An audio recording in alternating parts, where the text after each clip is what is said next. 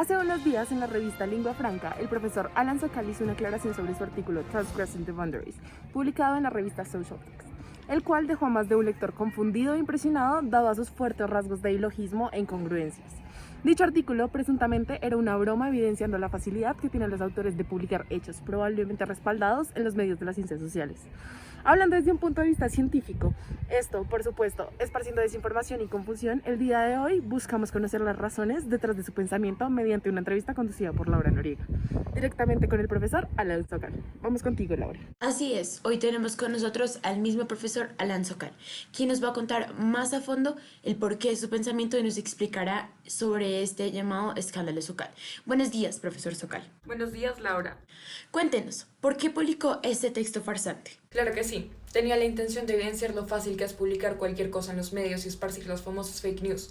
En especial, en mi área se ven muchos casos de impostura científica en las revistas de humanidades, con evidencias escasas o nulas y a veces poca preparación en el área de estudio. Esto priva, en especial, a los receptores menos experimentados en el área de cuestionar lo publicado por el simple hecho de estar en una revista prestigiosa como lo es Social Text. Profesor Sokal, ¿qué es una impostura científica? Jan Brigmont y yo definimos como alguna información de carácter científico que cumple con ciertas características que la hacen difícil de creer. Por ejemplo, puede hablar abundantemente de una teoría de la cual se tiene muy poca información. También se podrían importar nociones de las ciencias exactas a un contexto humanista sin algún tipo de justificación empírica. Sin embargo, los indicadores más evidentes de una impostura son la erudición superficial y los juegos de palabras que son tomados fuera de contexto. ¿Y a qué viene todo este escándalo por las imposturas? Hay cierta influencia del posmodernismo en mucho material científico nuevo. Esta corriente no reproduce lo que ya se conoce, sino que busca más bien explicar lo indeterminado. A mí no me molesta ese hambre de encontrarle explicación a lo desconocido, sino el hecho de que esta corriente se rige fuertemente por el relativismo.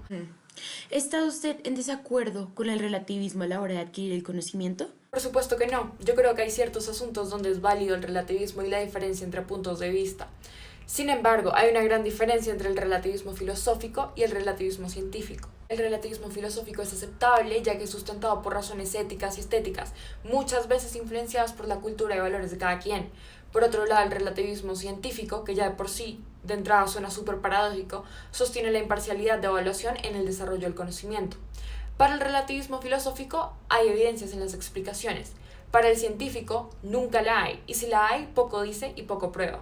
¿Cree usted que la posmodernidad es la perdición en cuanto a la obtención del conocimiento?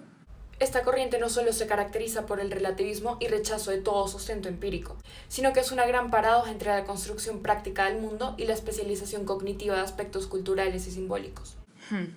Si no le molesta que le pregunte, ¿quién cree usted que pone en práctica esto de las imposturas científicas? Brigmont y yo seguimos firmes en nuestra posición en el caso de Jacques Derrida y Félix Guattari. En meses pasados hemos reconocido este asunto, y como era de esperar, ninguno de ellos se lo tomó muy bien. En meses pasados, Sokal y Brigmont han reconocido el asunto de Derrida y Guattari y como era de esperar, ninguno de los dos se lo ha tomado muy bien. Ambos se justificaron ante este ataque, en especial Derrida, quien publicó una candente y pasivo-agresiva respuesta. Adelante con los cortos. Ante ese ataque me tenía que defender y vuelvo en mi defensa. En primer lugar, insisto en que el nombre Sokal está ligado a un escándalo y no a un trabajo científico. Entonces no veo con qué bases viene él a hablar de mí.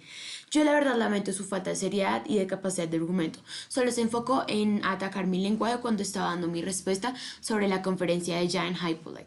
Si tan buen científico es, podría ver más allá de los términos. Lo dije y lo seguiré diciendo, Sokal y Brigmont no son más que oportunistas. Lo mismo pasó cuando hablé sobre el teorema de Gödel. No podían ver más allá de la terminología, que cabe resaltar que algunos términos se acoplan a distintos significados. Profesor Sokal, ¿qué tiene usted que decir al respecto? No hay mucho contenido que pueda juzgar. Tus respuestas son pura erudición superficial, la cual es una clásica alerta roja a las imposturas científicas. El escándalo Sokal ha tenido varias instancias en las cuales los autores de las imposturas se aprovechan de las palabras con varios significados, o dígase polisémicas. Por ejemplo, cuenta el profesor Sokal que Darmon y Mellman son dos psicoanalistas quienes dicen que Sokal y Brigmont no toman en cuenta el hecho de que ellos quieren que sus enseñanzas sean transmitidas por vía oral y no por escritos, a cargo de traductores y estudiantes quienes pueden interpretar la información erróneamente y manipular el significado de las palabras. No, las consideraciones éticas son aquellos parámetros morales que se deben seguir para respetar las costumbres de una sociedad. Habiendo dicho eso, todo el conocimiento que sea plantado por un área que no siga esas consideraciones éticas, pues no será válido para ser tomado en cuenta porque no es moral. Por lo tanto, el conocimiento no es limitado, ya que ese que no sigue las consideraciones éticas no puede ser usado. Lógicamente, los métodos utilizados por cada área dependen de esta misma, ya que buscan diferentes tipos de conocimiento.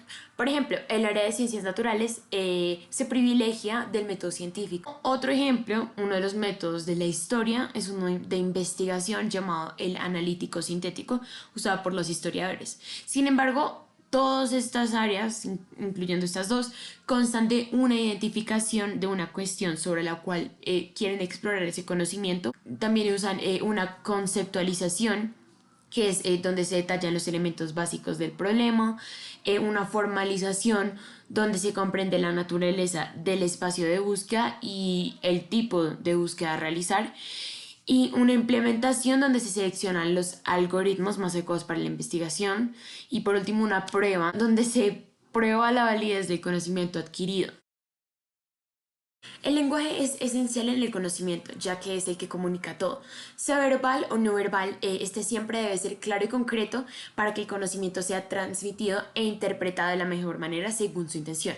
Es decir, por ejemplo, si se trata de un conocimiento científico, el lenguaje para transmitir este tiene que ser claro y conciso para que no dé cabida a interpretaciones subjetivas o indebidas, porque la ciencia tiene que ser objetiva.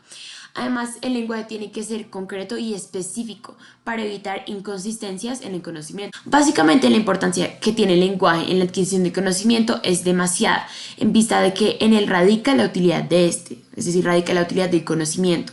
El lenguaje determina la utilidad del conocimiento.